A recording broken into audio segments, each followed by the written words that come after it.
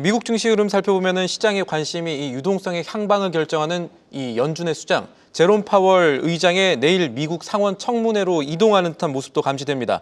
자세한 내용 뉴욕 현지 나가 있는 특파원 연결해 알아보겠습니다. 김종학 특파원 전해주시죠.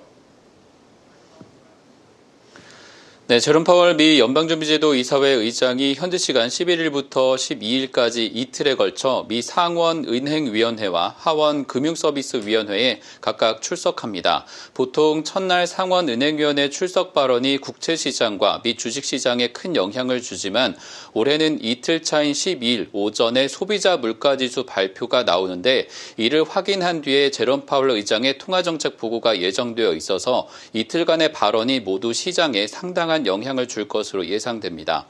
도널드 트럼프 대통령이 이끄는 새 행정부가 21일간의 짧은 기간 무역과 이민, 조세 등 여러 정책에 한꺼번에 변화를 일으키고 있고 이 여파로 인한 경제 영향에 대해 의원들의 질의가 집중될 것으로 보입니다. 은행 규제에 적극적이던 지난 바이든 정부와 달리 다양성 정책을 폐기하는 것을 포함해 보다 기업 여건의 완화적인 현재 행정부의 정책 영향도 집중적인 검증 대상이면서 이에 따른 답변이 시장에 큰 영향을 줄 것으로 보여집니다.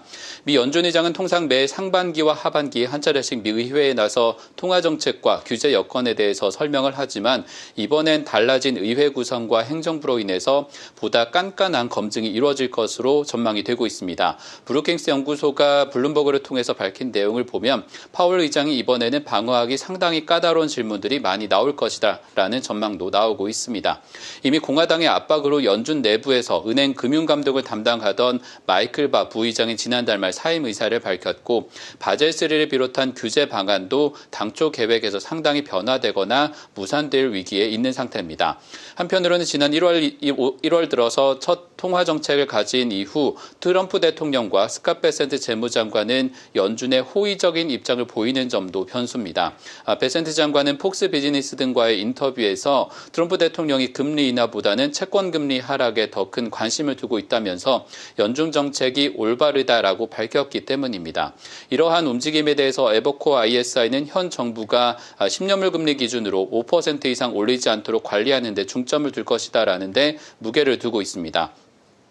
이번 정책 청문회에서 주요 쟁점별로 보면 연준의 통화정책의 적절성을 두고 민주당과 공화당 간의 논쟁이 예상됩니다. 연준은 지난해 물가 상승 속도가 둔화하면서 9월 이후 1%포인트가량의 금리를 내렸지만 연말에는 정체된 인플레이션 둔화로 인해서 금리 동결 기조를 우선으로 하고 있습니다. 현재 금리 수준에 대해 연준 위원들도 정부 정책에 따른 영향을 평가하기에는 현재가 시간적으로 적절하다라는 평가를 하고 있기 때문에 당분간 이런 정책의 변화는 가능성이 크지 않습니다. 특히 미국의 1월 고용보고에서 실업률이 4.0%로 오히려 크게 하락했고 인플레이션이 연준의 목표치 2%를 웃도는 현재 시점에서는 빠른 속도의 인하에 부정적인 여론이 큽니다. 다만 기업체들과 주택구매 부담으로 인해서 이 의원들의 공세 수위가 상당할 것으로 예상이 되고 있습니다.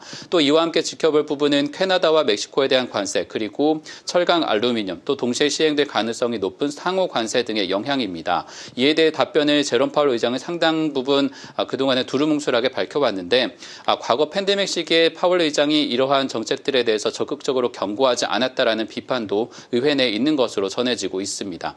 이 밖에 연준이 트럼프 대통령의 행정명령에 따라서 다양성 정책을 폐기하거나 여러 금융기관들에 대한 정책을 완화적으로 지금 돌아서고 있는데 이에 대한 검증도 상당 부분 이루어질 가능성이 높습니다.